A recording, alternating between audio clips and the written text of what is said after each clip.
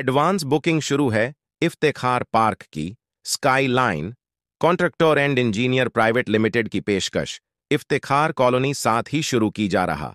दूसरा project Iftekhar park Parbhani शहरधार road स्थित कलेक्टर द्वारा मान्यता प्राप्त NA-44 लेआउट, जिसमें आपको इस प्लॉटिंग में यह सुविधा मिलेगी। मेन रोड 50 फीट और अंदर के रोड 40 फीट 30 फीट, साथ ही साइड में गट्टू भी डाले हुए। हर प्लैट के पास रोड आप देख सकते हैं, आपको नजर आ रहे हैं। रोडों का काम भी अच्छे से मजबूती से किया गया है ताकि आने वाले 40-50 साल तक रोड नाली की दिक्कत ना आ सके। इस तरह से ध्यान में रखकर प्लैटिंग को डेवलपमेंट की गई है। आपको सारी सुविधा मिलेगी, जैसे हर घर में नल भी होगा, हर प्लॉट पर नल कनेक्शन जोड़ा गया है और रोशनी के लिए लाइट भी अच्छे से पोल बिठाए गए हैं और 30 फीट पर बोर को पानी, 2.5 से 3 फीट पर मुरूम 2। अलग अलग गार्डन जैसे लेडीज और जेंट्स के लिए आप इस वीडियो में यह नजारा देख सकते हैं। गार्डन कितना शानदार बनाया गया, इसमें बच्चों को खेलने के लिए खिलौने भी सेट किए गए और 4500 स्क्वायर फीट में शानदार मस्जिद भी होंगी। हवा के लिए 2 पेड़। हर घर प्लॉट के सामने इन पेड़ों में कुछ ऐसे पेड़ है जो 6 महीने में कलर चेंज होते हैं। मराठवाड़ा में पहली बार मुस्लिम एरिया में डेवलपमेंट देखने को मिला है। साथ ही skyline contractor and engineer private limited company के डायरेक्टर मेराज सिद्दीकी, इनका सेकंड प्रोजेक्ट इफ्तेखार पार्क इस नाम से शुरू की गई है। ये भी इसी इफ्तेखार कॉलोनी की तरह ही डेवलप किया जा रहा है। कलेक्टर NA-44 और साथ ही एडवांस बुकिंग शुरू की गई है।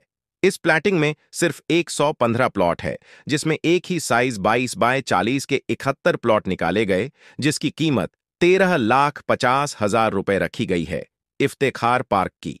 और एक खास बात, इस प्लैटिंग से सीधे धार रोड को रास्ता भी निकाला गया है। इसमें भी लाइट नल नाली रोड और हर प्लैट के सामने पेड़ लाइट पोल, खुद की DP, जिनकी ख्वाहिश है ताकि वो ख्वाहिशमंद भी ले सके। इफ्तेखार पार्क आमदनी और जरूरत पर ख्याल रखते हुए ये प्लॉट निकाले गए। आप भी एक बार जरूर जाकर देखें और अपने सपनों को पूरा करें। जानकारी के लिए मौलाना अब्दुल रशीद नदवी, इन्हें 9997077513 इस नंबरों पर कॉल करके जानकारी हासिल कर सकते। दूध उत्पादकांच्या अनुदानात वाढ, गाईच्या दूध अनुदानात वाढ, महायुती सरकारचा निर्णय। दुधाचे दर पडल्याने अनुदान, राज्य सरकारकडून 7 रुपये अनुदान बँक खात्यात जमा होणार।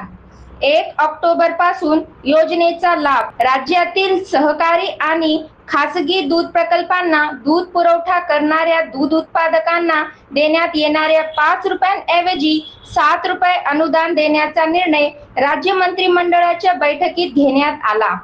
या निर्णयामुळे शेतकऱ्यांना दुधासाठी प्रति लिटर 35 रुपये भाव यापुढेही मिळत राहणार आहे। दूध संस्था दूध उत्पादकांना प्रति लिटर 28 रुपये देतील, तर शासन वरील 7 रुपये अनुदान देईल। शासनाचे प्रति लिटर 7 रुपये अनुदान दूध उत्पादकांच्या बँक खात्यात वर्ग करण्यात येतील। राज्यात गाईच्या दुधाचे दर पडल्याने दूध उत्पादकांना अनुदान देण्याचा निर्णय महायुती सरकारने घेतलाय। ही योजना 1 ऑक्टोबर 2024 पासून राबविण्यात येईल। दूध उत्पादकांच्या पाठीशी महायुती सरकार। चलते हैं अगली खबर की तरफ।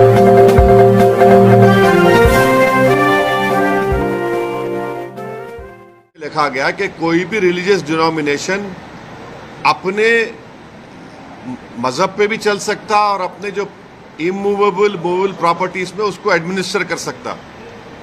तो ये जो नरेंद्र मोदी की सरकार है वो वक्फ प्रॉपर्टीज को बचाने के लिए, वक्फ प्रॉपर्टीज को डेवलप करने के लिए, वक्फ प्रॉपर्टीज में एफिशिएंसी लाने के लिए ये बिल नहीं लाई है। ये बिल इसलिए लाया गया है ताकि हमेशा के लिए वक्फ बोर्ड को ख़त्म कर दिया जाए। इसकी मिसाल आपके सामने दे रहा हूं। 1995 एक्ट में वक्फ बाय यूजर है, यानी कोई चीज के इस्तेमाल करने की वजह से वो प्रॉपर्टी वक्फ हो जाती है। सर नमाज हो रही है एक जगह पर, यतीम खाना है, कब्रस्तान है। अब बीजेपी इस बिल में वक्फ बाय यूजर खत्म कर रही है। वैसे अगर आप हिंदू धर्म में देखेंगे, कई एंडोमेंट बोर्ड्स में देखेंगे, वहां पर बाय यूसेज वो प्लेस रिलीजियस हो जाती है, लॉ में है हिंदू धर्म के एंडोमेंट में। अब आप मेरे को बताइए, एक एग्जांपल दे रहा हूं, उत्तर प्रदेश में 1,21,000 रजिस्टर्ड वक्फ प्रॉपर्टीज है सुन्नी वक्फ बोर्ड में, उसमें से 1,12,000 तो वक्फ बाय यूजर है। जब वक्फ बाय यूजर खत्म हो जाएगा तो कौन सा लॉ अप्लाई होगा उसके ऊपर? एक ये हो गया, ये इनका ये वक्फ बोर्ड बचाने का मतलब नहीं, खींचने का मतलब है। दूसरा उसमें क्या है कि कोई 5 साल जो मुसलमान रहेगा, उसमें लिखा हुआ है प्रैक्टिसिंग मुसलमान रहेगा, वही वक्फ करेगा। अब प्रैक्टिसिंग मुसलमान का मतलब क्या है? क्या वो 5 वक्त की नमाज पढ़ने वाला होगा? क्या वो दाढ़ी होगी, सर पे टोपी होगी? क्या वो रातों में जाके मस्जिद में इबादत करेगा? क्या वो कुरान का हाफिज होगा? क्या उसकी वाइफ मुस्लिम होगी या नॉन मुस्लिम होगी? ये तुम कौन होते तय करने वाले? 5 साल प्रैक्टिसिंग मुस्लिम है ना, ये देख लो आप। अच्छा, कोई ऐसा लॉ हिंदू धर्म में नहीं है, कोई भी कभी भी दान दे सकता है। आप ये क्यों लेकर आए बताओ? आप कौन होते? मैं प्रैक्टिसिंग हूं नहीं हूं, मैं मुसलमान हूं। मेरे घर में झांक के देखेंगे नरेंद्र मोदी, या फिर 5 साल के बाद मोदी बोलेंगे आओ बेटा तुम मुसलमान सर्टिफिकेट लेकर जाओ? हाँ। तीसरा आप उसमें देख लो, तीसरा क्या है उसमें कि ये बोला जा रहा है कि कोई भी वक्फ प्रॉपर्टी जो गवर्नमेंट के कब्जे में है उसका फैसला कलेक्टर करेगा। अब आप मेरे को बताइए, कलेक्टर खुद गवर्नमेंट का होता है, एग्जीक्यूटिव का, क्या कलेक्टर अपने मामले में जज बन सकता है क्या? ये तो प्रिंसिपल्स ऑफ नेचुरल जस्टिस के खिलाफ है। भाई आप में मेरा झगड़ा होगा तो आप जज कैसे बनेंगे? तो कलेक्टर को इख्तियार दे रहे हैं कि कलेक्टर तय करेगा। अच्छा, फिर सर्वे कमिश्नर होता है जो सर्वे करता है प्रॉपर्टीज को, ये बोल दिया कि नहीं सर्वे कमिश्नर नहीं करेगा, कलेक्टर करेगा। सर्वे कमिश्नर एक अलग होता है डिपार्टमेंट, उसको खत्म कर रहे हैं। क्यों कर रहे हैं भाई आप उसको? फिर आप ये कर रहे हैं कि स्टेट वक्फ बोर्ड, सेंट्रल वक्फ काउंसिल में वहां पर सिर्फ एक नॉन मुस्लिम मेंबर होता है, मिनिस्टर होता है, बाकी के पूरे जितने कैटेगरीज है उसमें मुसलमान होता है।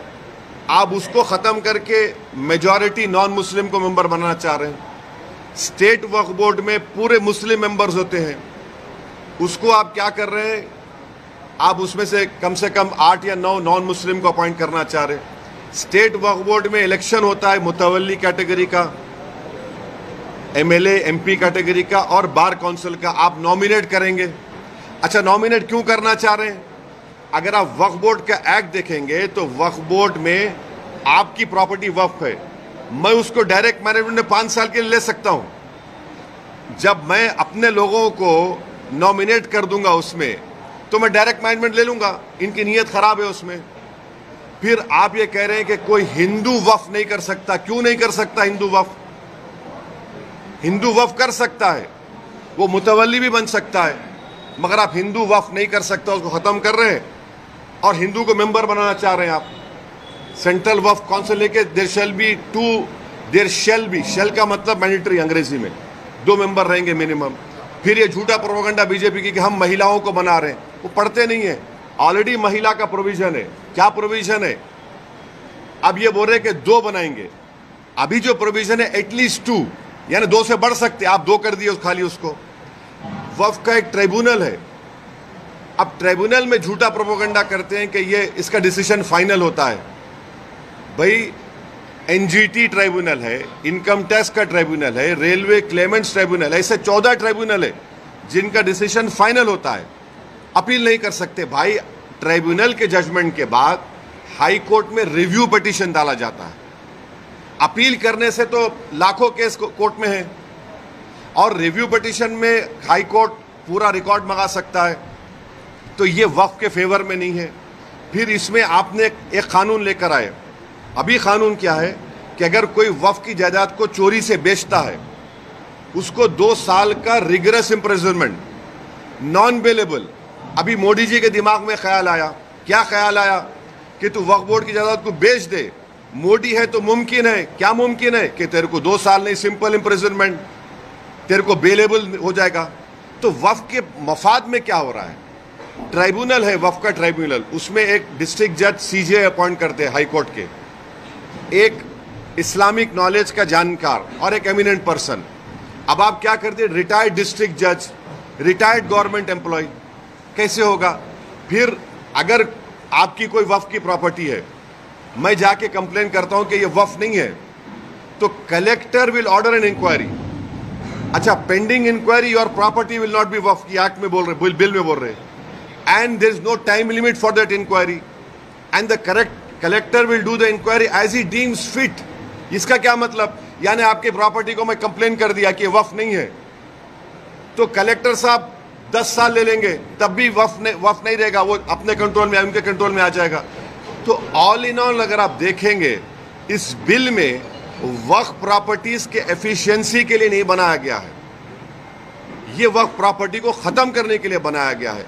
अब हिंदू मेंबर्स को या नॉन मुस्लिम मेंबर्स को अपॉइंट कर रहे हैं। भाई आप उत्तर प्रदेश में जाइए, उत्तर प्रदेश में जो काशी बोर्ड है, वहां पर तो क्लियर लिखा हुआ है कि he has to be Hindu.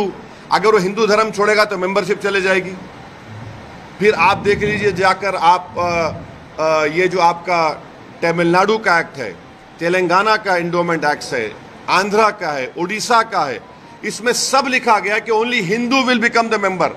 अच्छा, हिंदू की परिभाषा क्या है संविधान में? हिंदू, सिख, बौद्ध और जैन, मगर इन मंदिरों में सिर्फ हिंदू बनेगा मेंबर।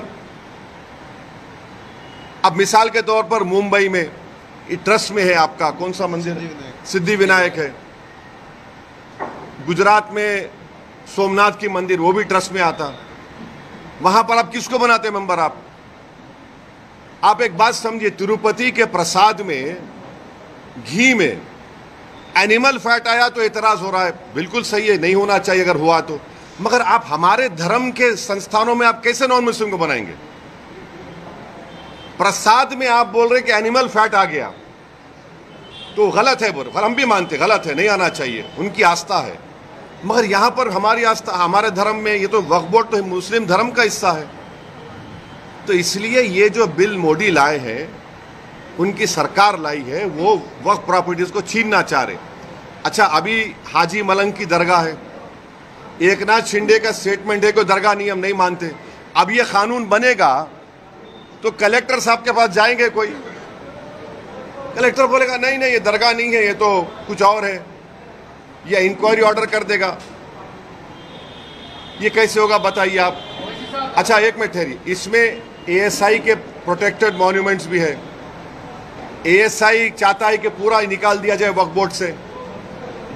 एएसआई का सेक्शन 16(1) पढ़िए आप, वो ये बोलता है कि the religious character of any protected monument can never be changed.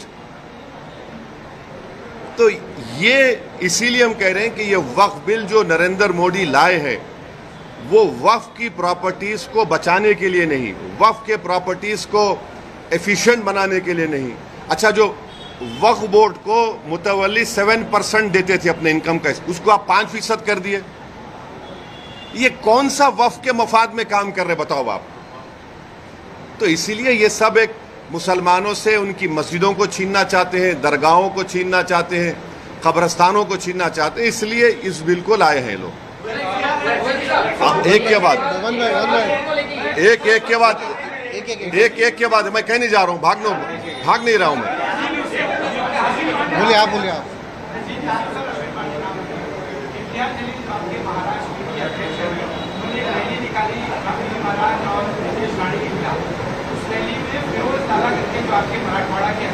कौन? हाँ,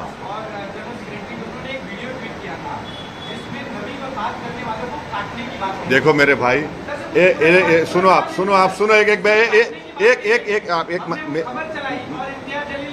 हाँ बिल्कुल सही किया, बिल्कुल नहीं सुन तो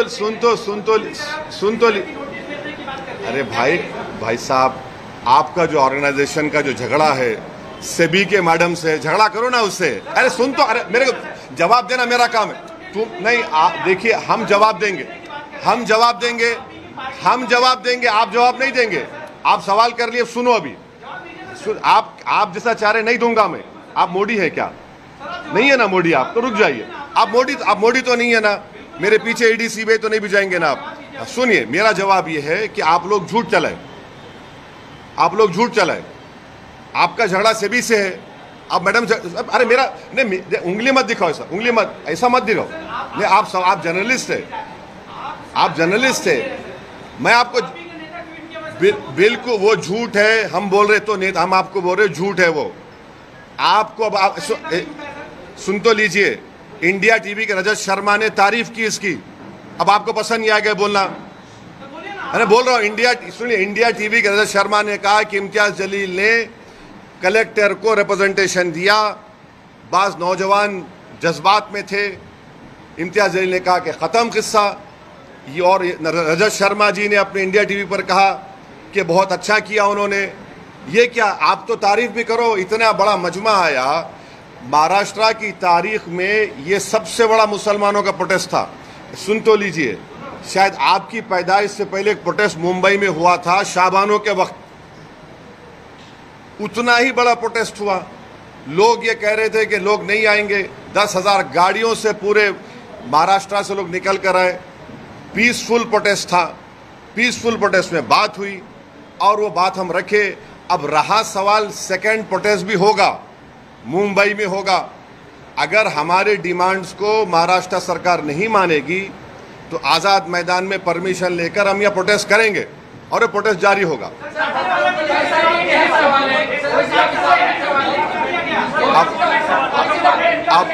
अब आप लोग डिसाइड कर लो, आप लोग डिसाइड कर लो। एक आप बैठ जाइए, आपको अपने क्या है, उनको डिसाइड कर। आप एक बीच में उठे, अब ठहरो ना।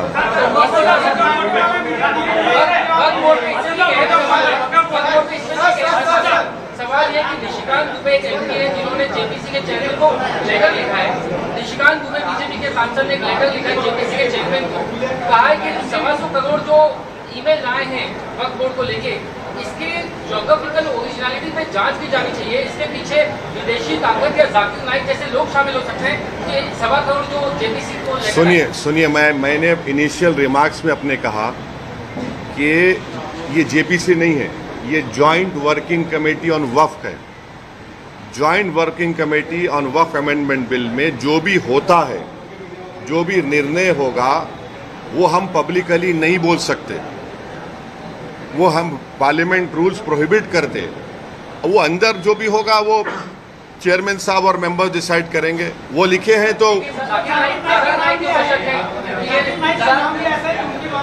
ये देखिए, मैं आपको बता रहा हूं, पार्लियामेंट की स्टैंडिंग कमेटी हो, पार्लियामेंट की सेलेक्ट कमेटी हो, पार्लियामेंट की जॉइंट पार्लियामेंट्री कमेटी हो, पार्लियामेंट की जॉइंट वर्किंग कमेटी हो, पार्लियामेंट की बिजनेस एडवाइजरी कमेटी हो, इन तमाम कमेटीज में जो भी अंदर जो होता है वो हम नहीं बोल सकते। आप मेरे को चाह रहे हैं कि कोई लेटर लिखा चेयरमैन को, वो कमेटी का हिस्सा हो गया। अभी हम उसको कमेटी में बात करेंगे या नहीं करेंगे, वो कमेटी का चेयरमैन तय करेगा, हम तय करेंगे। उत्तर प्रदेश सरकार ने योगी सरकार ने होटलों और रेस्टोरेंट के जो मालिक है, मैनेजर है, उसका नाम लिखने कहा है। कल ही ऑर्डर आया है, क्या कहेंगे? एक ऑर्डर तो आ गया सुप्रीम कोर्ट का, एक ऑर्डर तो सुप्रीम कोर्ट का आ गया।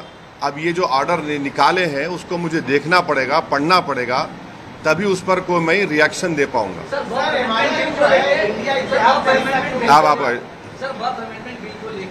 आप उसकी मुखालफत क्यों कर रहे हैं? जो वक्त के अंदर अमेंडमेंट होना चाहिए, क्योंकि बहुत सारी ऐसी वक्त की जायदाद है जिनके ऊपर कब्जा हुआ है और जो दूसरों के पास है, तो क्या अंबानी की जगह? तो सुनिए, अभी देखिए, नहीं आप अच्छा आप पूछ लीजिए। आप वहाँ वक्फ बोर्ड की जो आप बता रहे कि वक्फ बोर्ड में बदलाव नहीं होना चाहिए, तो वक्फ बोर्ड जो रहे अभी तक का जो वक्फ बोर्ड बना या ट्रिब्यूनल बना, उसके रहते हुए सिर्फ बिजनेस में सिर्फ बिल्डर लोग ने जो है पैसे कमाए, ना ही कि एक आम मुसलमान को कोई फायदा हुआ वो वक्त की जमीनों से। अंबानी एक जो जिसपे एक नोटिस आएगी, जो इतना दुनिया का सबसे बड़ा घर बना चुका है, उससे आपका क्या कहना? आप लोगों को गलत फहमी है कि वक्फ प्रॉपर्टी से या जो मुतवल्लियों से पीपल एट अवामुन्नास को एट लार्ज पब्लिक फ़ायदा नहीं हुआ। मेरी आपसे गुजारिश है कि कभी गुलबर्गा को जाइए।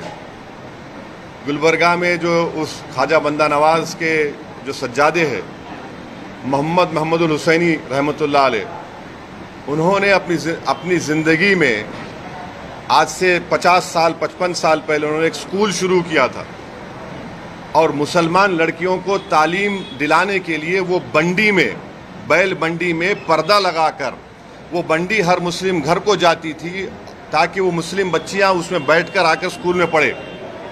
फिर उन्होंने स्कूल कायम किया, इंजीनियरिंग कॉलेज कायम किया, मेडिकल कॉलेज कायम किया। ऐसा आपको नेगेटिविटी मत दिखाइए, ये एक है। दूसरा ये है कि वक्फ बोर्ड को समरी एविक्शन पावर्स नहीं है। अगर मुझे किसी एनक्रोचर को निकालना है तो कलेक्टर को लिखना पड़ता मुझे। अगर मैं सुप्रीम कोर्ट में केस जीत भी जाता हूं तो मुझे ईपी फाइल करना पड़ता सिविल कोर्ट में। तो वक्फ बोर्ड को समरी एविक्शन पावर्स मिलने चाहिए जो हिंदू एंडोमेंट बोर्ड को दिए गए हैं, वो दीजिए और आप इन एनक्रोचर्स को निकालेंगे। अब जो एनक्रोचर्स है, लिमिटेशन एक्ट वक्फ प्रॉपर्टीज के ऊपर, limitation act Hindu endowment properties पर अप्लाई नहीं होता। अब इस बिल में नरेंद्र मोदी बोल रहे लिमिटेशन अप्लाई होगा, यानी जितने एनक्रोचर्स कब्जा करके बैठे हैं उनको आप मालिक बनाना चाह रहे। अब रहा सवाल तीसरा जो आप यहां पर बड़ी बिल्डिंग का हवाला दिए, वो जो है वो आगा खानी वक्फ की है। अब मोदी जी आगा खानियों के लिए वक्फ बना रहे।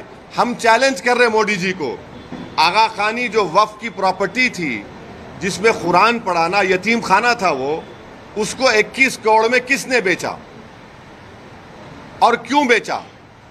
और क्या वहां पर वक्फ बोर्ड के ऑफिसर्स ने लिखकर नहीं दिया था कि this is a Waqf property? अभी भी मसला सुप्रीम कोर्ट में चल रहा है। तो ये अगर आप पावर्स देखिए, सेक्शन 40 का पावर छीन लेंगे, आप लिमिटेशन एक्ट अप्लाई करेंगे, वक्फ बाय यूजर निकाल देंगे, तो ये किसके लिए किया जा रहा है? फिर वक्फ बोर्ड के लिए तो नहीं किया जा रहा है ना, ये तो बड़े बड़े दौलतमंदों को फायदा पहुंचाने के लिए किया जा रहा है, बिल लाया जा रहा है। अखिलेश यादव वो नहीं पूछे अभी, ने बोले इंडिया जलील ने कहा था कि हम चाहते हैं कि महाविकास आघाड़ी के साथ गठबंधन हो ताकि वोटों का बंटवारा ना हो। इसके ऊपर महाविकास आघाड़ी की तरफ से कहा गया है कि अगर आप गठबंधन करना चाहते हो तो लेकिन प्रस्ताव दीजिए, खड़गे जी से बात करिए, उद्धव जी से बात करिए। एक बात आप बात करना चाहेंगे? इम्तियाज जलील साहब ने लिखकर एक प्रस्ताव भिजाया है कांग्रेस के महाराष्ट्र के अध्यक्ष को और एनसीपी के अध्यक्ष को, उन्होंने लिखकर भिजाया है। मैं इतना ही कहूंगा, अब वो उनको डिसाइड करना है। इससे जुड़ी हुई एक बात आपसे करना चाह रहा हूं, जो इम्तियाज जलील की लीडरशिप में जो प्रोसेशन, जो गाड़ियों का काफिला औरंगाबाद से निकला, उसमें तो इम्तियाज जलील ने हर जिले के कांग्रेस, राष्ट्रवादी और समाजवादी, इन तमाम के जिले के लीडर्स को से उनके बड़े बड़े अध्यक्ष को लेटर लिखा कि आप आइए, इसमें आप आकर इसको ज्वाइन करिए, ये कोई पॉलिटिकल प्रोटेस्ट नहीं है, आप इसमें शामिल हो जाइए। कोई नहीं आया भाई। इतने एमएलए, मुस्लिम एमएलए जीत कर आए कांग्रेस पार्टी से, उनको आना चाहिए था भाई। ये तो एमआईएम का फंक्शन नहीं था, ये तो जो उस शख्स ने हमारे प्रॉफेट मोहम्मद सल्लल्लाहु अलैहि वसल्लम के खिलाफ जो अनाप शनाप बकने की कोशिश की, और फिर एक बीजेपी का एक विधायक है जिसने अनाप शनाप भाषण दिया, उसके खिलाफ एक प्रोटेस्ट हुआ था। अब उसमें भी नहीं आते। तो मैं फिर से उनसे रिक्वेस्ट कर रहा हूं कि अब जब सेकेंड फेज ऑफ प्रोटेस्ट होगा महाराष्ट्र में, मुंबई में, उसमें आप लोग आइए, आप लीड करिए, हम आपके पीछे खड़े तैयार हैं। ये तो नामूस रिसालत का मसला है ना, ये तो प्रॉफेट मोहम्मद सल्लल्लाहु अलैहि वसल्लम के खिलाफ जो किसी ने बकवास बकने की कोशिश की, तो ये उनको देखना, जनता देख रही है इन लोगों को। आप आ ही नहीं रहे प्रोटेस्ट में। और जो लोग बोल रहे थे प्रोटेस्ट वायलेंट होगा, वायलेंट होगा, उनको तो चुल्लू पर पानी में डूब मरना चाहिए, बेशर्मों को। वो जो प्रोपेगेंडा कर रहे थे कि वायलेंस हो जाएगा, वो हो जाएगा, ये हो जाएगा। अरे बेशर्मी की हद कर दिए, झूठ की हद कर दिए।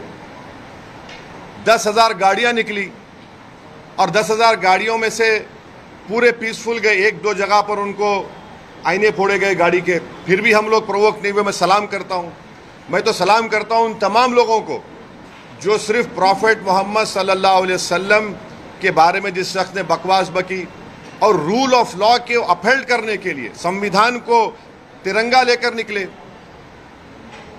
इन लोगों को नहीं आते। तो अब मैं क्या करूं इसके बारे में, मगर जनता देख रही है, दुनिया देख रही है। आप ये बात एक आता हूँ। हाँ, हम भी डटे हुए हैं। हम कहाँ डटे हुए नहीं हैं? आपको क्या लग रहा है? जितना हम डटे हुए हैं उन तो वो तो हटे हुए हैं, वो तो डरे हुए हैं, हम तो डटे हुए हैं। हाँ, अभी उनका सवाल हो जाए, सवाल हो जाए। आगामी विधानसभा निवडणूक के संदर्भ में आपकी कुछ रणनीति है क्या? आने वाले दिनों में आप आज आए हैं महाराष्ट्र? नहीं, अभी तो हमने हमारे मुंबई के अध्यक्ष रईस लश्करिया साहब के विधानसभा में आज हमारी जनसभा है। हमने इनका नाम डिक्लेयर कर दिया, इम्तियाज जलील का नाम डिक्लेयर कर दिया। हमारे 2 MLAs हैं, मुफ्ती इस्माइल और फारूक शाह दूलिया से। फिर शोलापुर से हमने फारूक का नाम डिक्लेयर किया। और भी नाम डिक्लेयर करना है हमको, और वो नाम डिक्लेयर करेंगे अभी हम। नहीं, एक मिनट, वो नहीं पूछे ना, वो पूछे। मजलिस में आने वाले इलेक्शन में कितनी सीट से पार्टिसिपेट करेगी? और आपका प्रोटोकॉल बोलता है कि मुंबई अध्यक्ष लीजिए या तो फिर सीट लीजिए। हम फैयाज खान के साथ में आपने वो दिया किसका? वही का बात था कि मजलिस जो है मुसलमानों को मुत्तहिद करने की बात करती है, और ग्राउंड लेवल पे ऐसा नहीं लगता है कि आपसे और ग्राउंड लेवल पे जो तालमेल है वो है। मिसाल के तौर पे वारिस पठान को लेकर जो है आपके खुद के मुंबई में नाराजगियां बहुत ज्यादा है। हाँ। पिछले कुछ 15-20 दिन पहले कुछ ऑफिस में भी जो है इस तरह की नाज़िम अल्फाज का इस्तेमाल किया गया था। तो मैं जानना चाहता हूँ कि वजह क्या है कि आपका ग्राउंड आपके घर में नाराजगी नहीं है? एक मिनट है। अच्छा, तुम्हारे घर में नाराजगी नहीं है तुम्हारे खिलाफ? अरे तुम बोलने तो दो ना, तो तुम आके बैठो तो मैं उधर आता हूँ। आ जाओ इधर। तुम्हारे घर में नाराजगी नहीं है ना? हर घर में नाराजगी होती है, तो उसमें क्या है? घर है अपना। तो अरे भाई, बहुत जमीन पे लगाव है, जमीन पे चल रहा है काम, फिक्र मत करिए। नहीं, ना,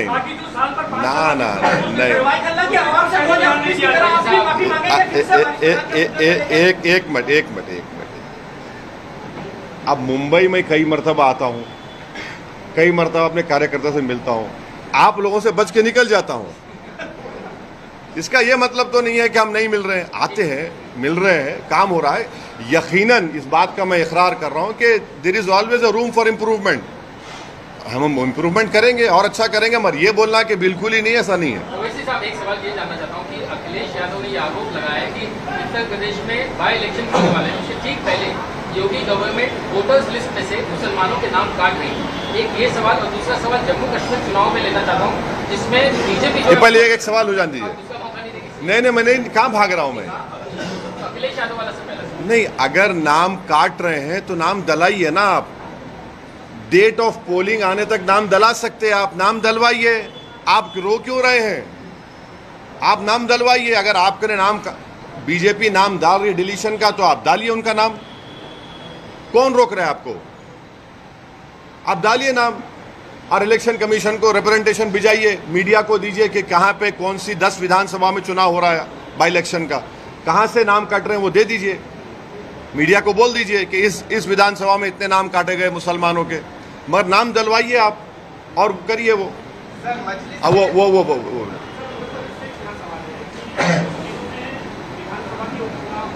कहां पे? हाँ,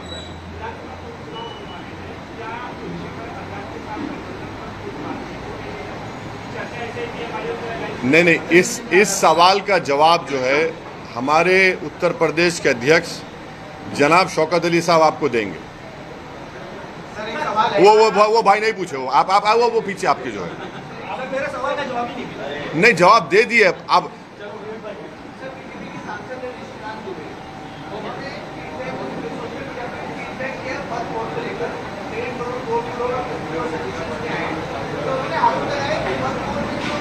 प्रॉपर्टी की सिर्फ खर्च है उसमें ISI, चाइना, ये सब इन्वॉल्व है जिसमें प्रॉपर्टी वो क्या बोल रहे?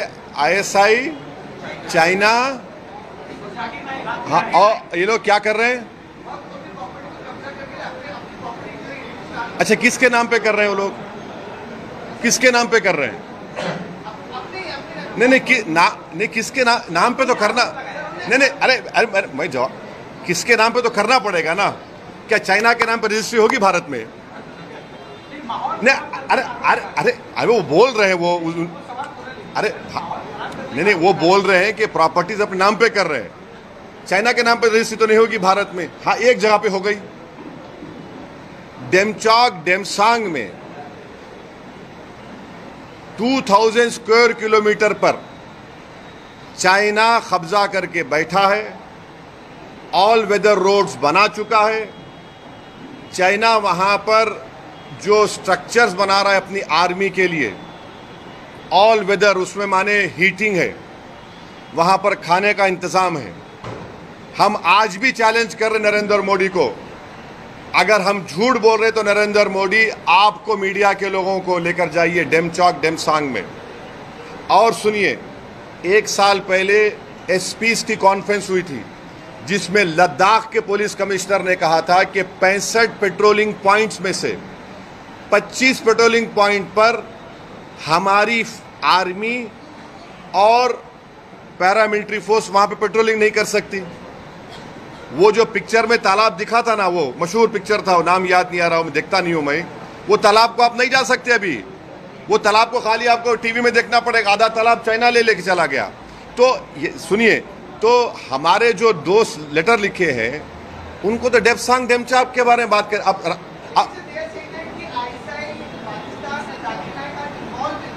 हाँ, तो उनका इन्वॉल्व है तो देते प्रूफ, देते बराबर। अगर कोई इन्वॉल्व, चाइना इन्वॉल्व है तो हम तो बोलेंगे पहले चाइना को डेमसांग डेमचौक से निकाल कर उखाड़ कर फेंको। अभी तक 18 राउंड की बातचीत हो चुकी है भारत सरकार की और चाइना की आर्मी के साथ, और चाइना टस से मस नहीं हो रहा है। और मोदी जी देश को झूठ बोले थे। क्या बोल, सुनिए, सुन तो लीजिए, क्या कहा था? ना घुसा है ना घुसेगा। 18 राउंड की बातचीत क्या बिरयानी खाने के लिए की जा रही है चाइना से? तो अरे भाई, आपके ने प्रूफ है तो देखिए ना। मेरे को क्या करना है चाइना ISI से? मैं ये कह रहा हूं चाइना तो कब्जा करके बैठा है और POK में पाकिस्तान कब्जा करके बैठा है। निकालिए उसको वहां से। आप तो बोल दिए हैं, निकालिए ना। वो जो सवाल नहीं पूछे उनको पूछने दीजिए।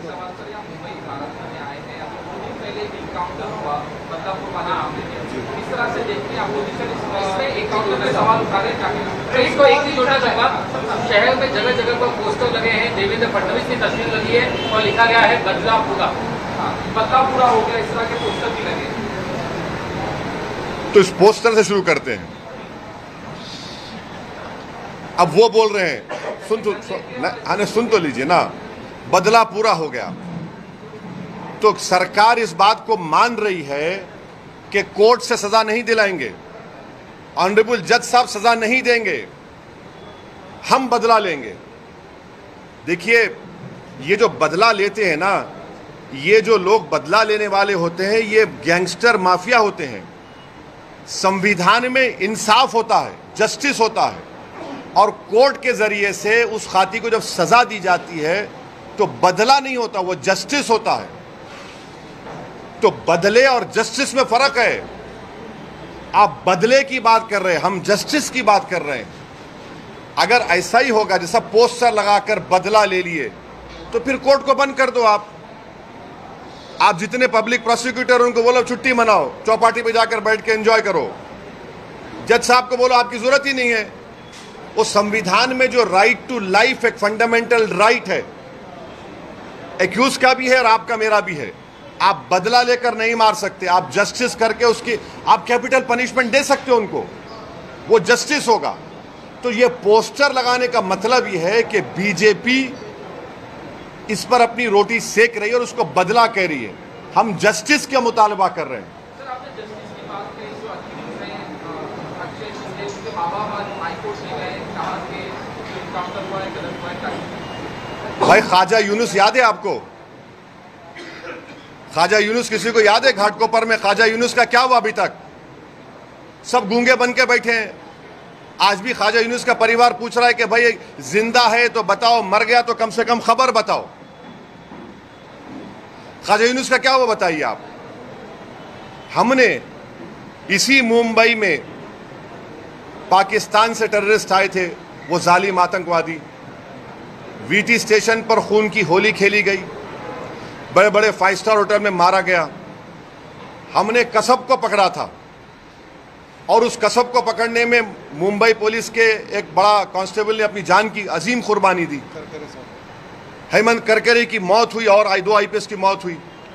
हमने, हमारे सिस्टम ने उस जालिम को गोली नहीं मारी, कसब को जेल में रखा, केस चलाया, कोर्ट ने उसको फांसी की सजा दी और जब वो मर गया तो मुंबई के मुसलमानों ने कहा कि हमारे कब्रिस्तान में मत दफनाओ उसको, वो नापाक है, उसको ले जाकर जेल में दफनाया गया। ये जस्टिस है। बदला और जस्टिस में फर्क ये है। वैसे साहब, हाल ही में जब भिवंडी में दंगे हुए तो वहाँ पर कुछ लोगों ने ये आरोप लगाया कि मस्जिद के सामने जय श्री राम के नारे लगाए गए, इससे जो पब्लिक भड़क गई और हालात बिगड़ गए। तो क्या ये जय श्री राम के नारे लगाना गलत है? और दूसरा ये कि जो गणपति की मूर्ति पे जो लोग पत्थर फेंकते हैं, क्या वो सच्चा मुसलमान हो सकता है? देखिए, कोई भी सच्चा या पक्का या झूठा ये आप और मैं तय करने वाले नहीं हैं, समझे ना। जो सबसे पहले अच्छा इंसान होना पड़ेगा, तभी वो अच्छा मुसलमान, अच्छा हिंदू होगा। अगर आप अच्छे इंसान नहीं हैं तो आप में ना अच्छे और बुरे की तमीज़ पैदा होगी। और अगर आप जब रिलीजियस प्रोसेशन निकाल रहे हैं तो आपका रिलीजियस प्रोसेशन आपको इस बात की इजाज़त नहीं देता कि आप किसी के भी रिलीजियस प्लेस के ऊपर कुछ गड़बड़ करें। और अगर कोई गड़बड़ करता है तो कानून को अपना काम करना चाहिए। ये हमारा मानना है। रूल ऑफ लॉ प्रिवेल होना चाहिए। कोई देखिए, एक बात सुनिए 6 दिसंबर को कौन से पत्थर फेंके गए थे? सुनिए, आपको सुनना पड़ेगा।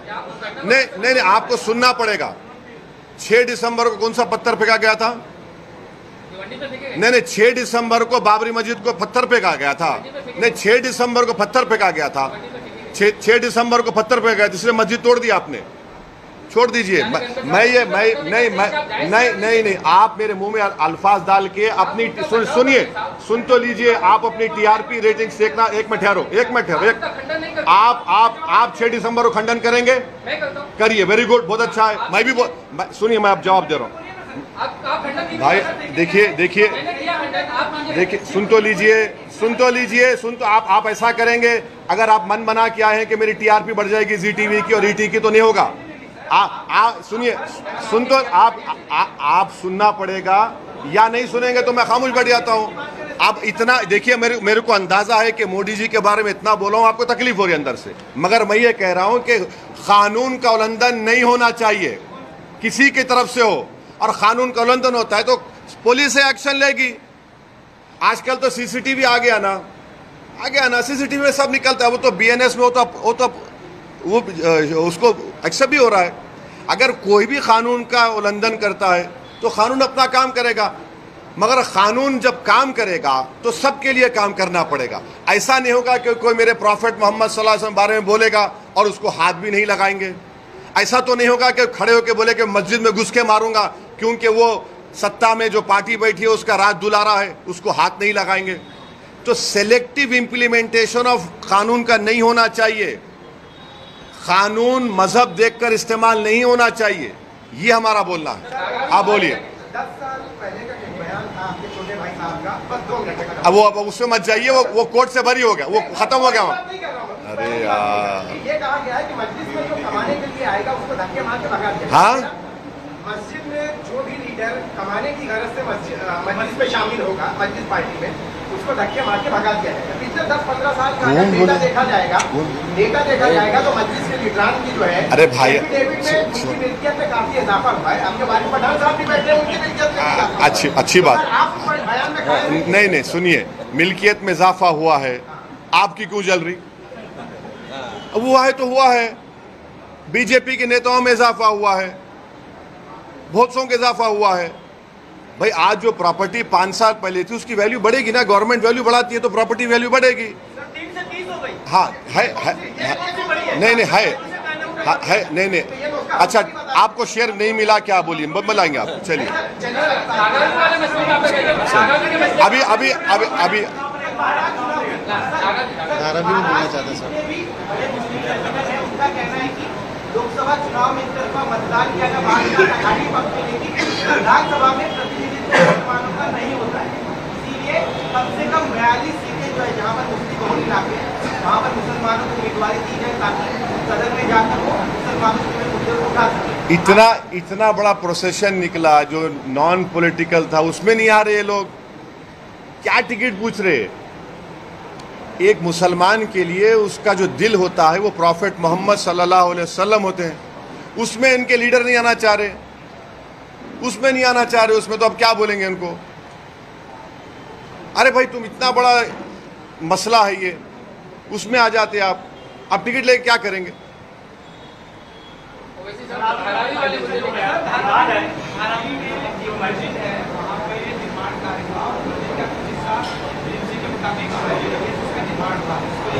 काफी हंगामा हुआ है और अब वहाँ पर कमेटी द्वारा कुछ कहा गया है कि वो तुरंत कार्रवाई करेंगे, इसको लेकर मार्केट का माहौल है।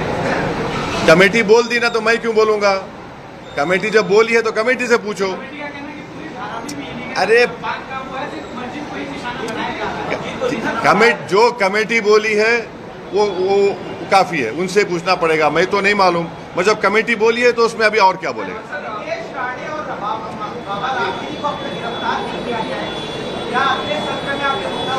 तो यही तो मैं बोल रहा था, हमारे जो भाई ईटी और जी के पूछ रहे थे, ये तो कानून का संविधान इनको यहां नजर नहीं आता, इनको नजर ही नहीं आता। ये पूछ क्यों नहीं रहे कि ये जो बकवास बकी गई उसके ऊपर पुलिस केस क्यों नहीं बुक हो रहा है।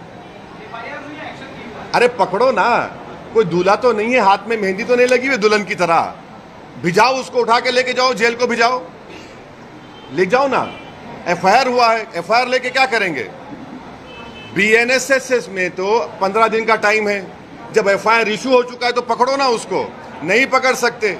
देखिए महाराष्ट्र की पुलिस को ये लोग कमजोर कर रहे हैं बीजेपी वाले। महाराष्ट्र की पुलिस एक प्रोफेशनल फोर्स है और उस प्रोफेशनल फोर्स का ये लोग मजाक उड़ा रहे हैं। ये एक नहीं अनेक भाषण है उसके, क्यों बचाया जा रहा है, क्योंकि वो रूलिंग पार्टी का है। मस्जिद में घुस के मारेंगे, ये आपको नजर नहीं आता, पत्थर नजर आते खाली आपको। तो ये सिलेक्टिव इंप्लीमेंटेशन ऑफ लॉ क्यों हो रहा है, उसको पकड़ना चाहिए फौरन दोनों को, कोर्ट अपना काम करेगा। एक चुनाव को लेकर एक सवाल है, प्रॉपर्टी आधार कार्ड देख के बेचेंगे जो है सीट सेलिंग को लेकर अभी तक मीटिंग चल रही है, लेकिन 6 सीटें हैं मुंबई में जहाँ पे मुस्लिम ज्यादा है, वहाँ वो सीटें ना कांग्रेस छोड़ने को तैयार है ना शिवसेना छोड़ने को तैयार है। हमें वो सीटें चाहिए, तो आप किस तरह से देखिए, मेरा क्या आप वहाँ पे अपने कैंडिडेट को किस तरह से देखिए। नहीं हम नहीं, देखिए वो क्या मुस्लिम इलाकों में सुनिए, सिर्फ मुस्लिम इलाकों का सवाल नहीं है। एमआईएम पार्टी हर इलाके से अपने कैंडिडेट खड़ा करेगी। इम्तियाज जलील ने तो लिख कर दिया महाराष्ट्र के कांग्रेस के अध्यक्ष को, एनसीपी के नेता को, तो अब हम खड़ा करेंगे नहीं खड़ा करेंगे हमारी पार्टी तय करेगी, मगर वो क्या करेंगे उससे मुझे क्या करना है, उनकी पार्टी का इंटरनल मैटर है ना वो। साहब चुनाव को लेकर एक सवाल है कि चाहे अजित पवार की पार्टी हो, चाहे एकनाथ शिंदे की पार्टी हो, चाहे हमने देखा कि ईद की छुट्टी को पोस्टपोन करने का मामला हो या यहाँ पे बुरखा बांटने का एक मामला हो, हर कोई जो है मुस्लिम वोटर्स को प्लीज करने में जुटा हुआ है। तो ऐसे में आगामी चुनाव में मुस्लिम वोटर्स जो है, क्या वो इनकी बातों में आएगा, कहीं वोट करेगा अजित पवार की पार्टी हो चाहे वो एकनाथ शिंदे की। अब आप ये बोलिए, वो मस्जिद में घुस के मारूंगा, किसको खुश कर रहे, मुल्ला जी को खुश कर रहे हैं। वो प्रॉफेट मोहम्मद सल्लल्लाहु अलैहि वसल्लम शान में बकवास बक रहा है, मुझे खुश कर रहे हैं। आप लोग क्यों ऐसा सवाल करते हैं भैया, ये कहां खुश हो रहे हैं। बुलडोजर मुझ पे इस्तेमाल होता, कोई भी अनाप शनाप बक देगा, केस अरेस्टिंग नहीं होती उसकी। अपीजमेंट तो इनका हो रहा है ना, रूलिंग पार्टी से जो वापस था उनका अपीजमेंट हो रहा है। और मुंबई पुलिस का और महाराष्ट्र की पुलिस का मजाक उड़ाया जा रहा है। अपीजमेंट तो दूसरी तरफ हो रहा है, मेजॉरिटेरियन अपीजमेंट कर रही है बीजेपी और एकनाथ शिंदे की सरकार।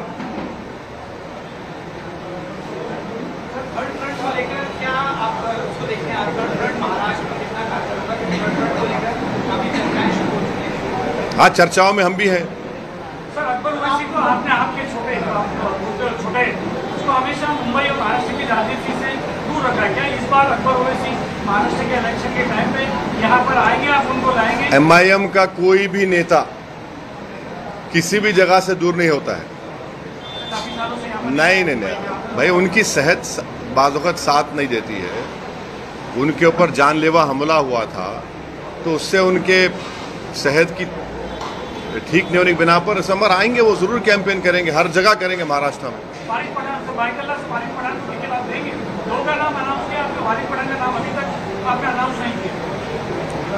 आपको शाम में अपन मिल रहे ना, बात करेंगे इस बारे में। हरियाणा में और जम्मू कश्मीर विधानसभा निवडणूक में क्या होगा?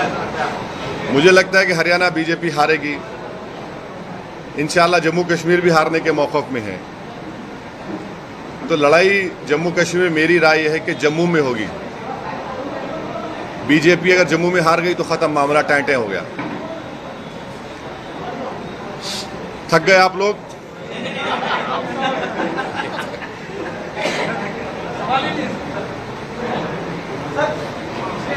सोच के क्यों बोल रहे प्यारे? SMS आया क्या? पूछ ले, बोल क्या पूछे? नहीं, जाना है हमको, हमारे ऑफिस को जाने का। ये मेरे को हाथ दबा रहे मेरा, चलो चलो बोल के।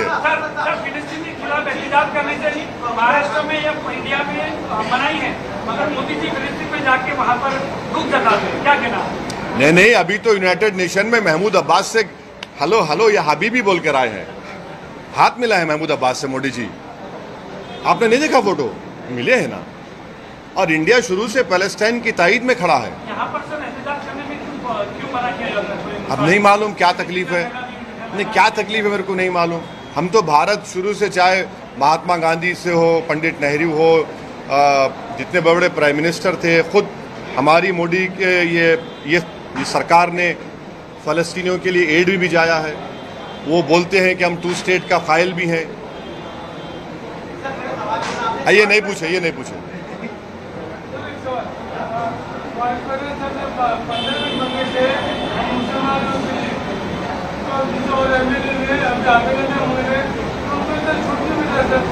क्या हुआ? 15 मिनट बोला, दूसरा मैंने 24 घंटा बोला, उसको छूट मिला। हाँ, आपकी बात सही है। छूट इसलिए मिल रही है कि सरकार उनको बचा रही है। हाँ, छूट बहुत देते। एक बात सुनिए ना, एक बात सुनिए ना। गली न्यूज के मालिक तुम है ना? तुम्हारा एम्प्लॉय को तुम छूट देते या खींचते रहते गले में डाल के उसको? है? ये मेरा पार्टी का एम्प्लॉय नहीं है, तनख्वाह पे काम नहीं कर रहा है कोई भी। ये लोग रईस लश्करी है, ये लोग मेरे साथी है, तो छूट देने का सवाल नहीं है। अरे भाई देखिए, कोई पॉलिटिकल पार्टी में पार्टी के उसूल पे काम होता है। रईस लश्करिया को लाने के लिए इम्तियाज जलील साहब का बयान था कि इनको जो फयाज अहमद, जो पुराने मुंबई अध्यक्ष थे, उनको इलेक्शन लड़ना है, इसलिए मुंबई अध्यक्ष बनाएंगे। मुंबई अध्यक्ष के हाथ में बहुत काम होता है, मगर आपने मुहिम पे जो है रईस लश्करिया को मुंबई अध्यक्ष भी बनाया और वहाँ पर उनको टिकट देने का भी समय पर ऐलान कर दिया। तो कहीं ना कहीं लोगों को ऐसा लगता है कि फयाज अहमद के साथ आपने नाइंसाफी। पार्टी का प्रेसिडेंट मैं हूँ, इम्तियाज जलील नहीं है। मेरा डिसीजन है, मैं डिसीजन पार्टी लिया है। तो इम्तियाज जलील ने गलत बोले थे? नहीं, इम्तियाज जलील बोले हैं, मगर मामला मेरे पे ख़त्म होता है ना। मैं बोला मैं रईस लश्करिया को बनाऊंगा, इम्तियाज जलील का इख्तियार है। जैसा इम्तियाज जलील प्रोटेस्ट किए, इम्तियाज जलील के प्रोटेस्ट में मेरे को बुलाया, मैं नहीं आऊँगा, तुम आप महाराष्ट्र के प्रेसिडेंट है, आप लीड करो। और इम्तियाज जलील ने एक पीसफुल प्रोटेस्ट लीड करके महाराष्ट्र के मुसलमानों को, महाराष्ट्र की जनता को ये पैगाम दिया है कि मुसलमानों का प्रोटेस्ट पीसफुल हो सकता है, और जो महाराष्ट्र के सेकुलर लोगों में जो तकलीफ थी कि इतना गलत बयान आने के बाद कोई प्रोटेस्ट नहीं हो रहा है, वो प्रोटेस्ट हुआ। और आज इम्तियाज़ जलील बता दिया है कि जितने बड़े बड़े दूसरे समाज के नेता हैं, ओबीसी समाज के हो, मराठा समाज के हो, अब कोई ये ना समझे कि खाली वही जनता को ला सकते। आज इम्तियाज़ जलील ये बता दिया कि इम्तियाज़ जलील भी चाहेगा तो मुंबई में लाखों लोगों को जमा कर सकता है। ये एक बहुत बड़ा पॉजिटिव मैसेज गया है। अभी आप भी मीडिया है। अच्छा, लड्डू में मिलावट हुई है, कई चीजें कही जा रही है, आपने कहते हैं कार्रवाई होनी चाहिए, किस तरीके से पूरा मामला सामने आया है? देखिए भाई, देखिए, किसी भी धर्म में अगर कोई चीज़ मना है तो वो चीज़ मना है। अब उसमें डाला गया नहीं डाला गया वो तो इन्वेस्टिगेशन का मुद्दा है, मगर वो देखना चाहिए, वो देखेंगे। हमारा बोलना ये है कि जब प्रसाद में वो एनिमल फैट प्रोहिबिटेड है, भाई मेरी वक्फ बोर्ड में आप क्यों पीछे पड़े? मेरे वक्फ बोर्ड में क्यों पीछे पड़े आप? ये तो मेरे भी धर्म का मामला है ना। आप हमारे हिंदू धर्म का प्रसाद है, हम उसका रिस्पेक्ट करते हैं। हम ये बोल रहे हैं कि जो प्रसाद के बारे में सब बात कर रहे हैं, भाई आप वक्फ बोर्ड में देखो क्या करना चाह रही है सरकार। आप पूरा स्टेट वक्फ बोर्ड में नॉन मुस्लिम को लाना चाह रहे हैं। मैं आपसे रिक्वेस्ट करूंगा, आर्टिकल 26 को पढ़िए आप। उसमें रिलीजियस डिनोमिनेशन को अपने मजहबी संस्थाओं का एडमिनिस्टर करने का राइट है मेरे को। आप मुझसे छीन रहे हैं, क्यों छीनना चाह रहे हैं आप? मेरी शिकायत मेरा यही है कि आप ये क्यों करना चाह रहे हैं? एक तरफ सर वक्फ बोर्ड की बात हो गई, दूसरी तरफ कई सारे जो हिंदू साधु संत वो कह रहे हैं उसी तर्ज पे देश में हिंदू संरक्षक बोर्ड बनना चाहिए, जिसमें तमाम हिंदू सनातन के जितने जो धर्म हुए वो उसमें बोर्ड होने चाहिए। तो एक तरफ हम वक्फ बोर्ड की बात करें, दूसरी तरफ अब ये मांग की उठ रही है कि हिंदू संरक्षक बोर्ड बनाए। भाई वो बोल रहे हैं तो सरकार को सुनना चाहिए, सरकार को बात करनी चाहिए। वो क्या बोल रहे, वो क्या चाह रहे हैं मेरे को तो नहीं मालूम, मगर जितने हिंदू एंडोमेंट बोर्ड्स हैं उसमें चाहे वो आपके कितने 12 ज्योतिर्लिंग है या 18 ज्योतिर्लिंग, 12 है जो झारखंड में है। आप जाकर लॉ पढ़ लीजिए, उसमें भी लिखा हुआ है कि only a Hindu we can become a member. अगर कोई मुसलमान आता है उस कैटेगरी में तो गवर्नमेंट को राइट है किसी हिंदू को बना दे उस जगह पर, वो तो है। एंडोमेंट बोर्ड्स को तो लिमिटेशन एक्ट भी अप्लाई नहीं होता। एंडोमेंट बोर्ड में सेक्शन 40 भी है। एंडोमेंट बोर्ड में बाय यूसेज है जो सरकार वक्फ बाय यूजर निकाल रही है इस बिल में। हिंदू एंडोमेंट बोर्ड का ट्राइब्यूनल फाइनल होता है, आप वक्फ ट्राइब्यूनल को खत्म कर रहे हैं। भाई जो हिंदू एंडोमेंट बोर्ड में है वो मुस्लिम वक्फ बोर्ड में क्यों निकाल रहे फिर आप? ये दुश्मनी है बीजेपी नरेंद्र मोदी की। जो हिंदू एंडोमेंट बोर्ड में है आप यहां पर नहीं दे रहे हैं, तो यही हमारा मुद्दा है।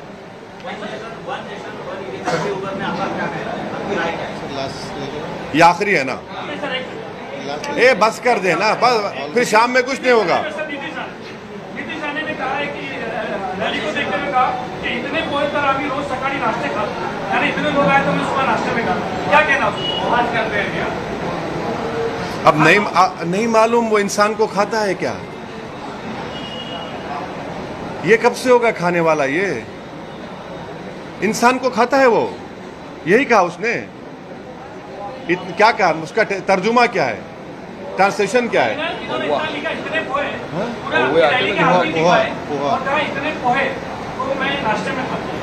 अच्छा जो आदमी का मवासा है वो चावल के उसमें किया है। अच्छा अच्छा अच्छा, ओह।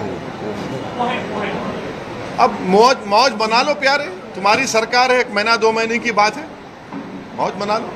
तुम्हारे को जैसा है ना, ये एकनाथ शिंदे है, फडणवीस है, तो वो एक कहावत क्या है, एक कहावत, मशहूर कहावत है कि अब सरकार उनकी है तो वो बचा रही है उनको, मगर संविधान की बेइज्जती की जा रही है, महाराष्ट्र पुलिस की बेइज्जती की जा रही है, जो बकवास पे बकवास बोला जा रहा है। और अब बीएनएस कानून में प्रोविजन है 302 पढ़ो आप, जिसमें हर्टिंग रिलीजियस सेंटिमेंट है।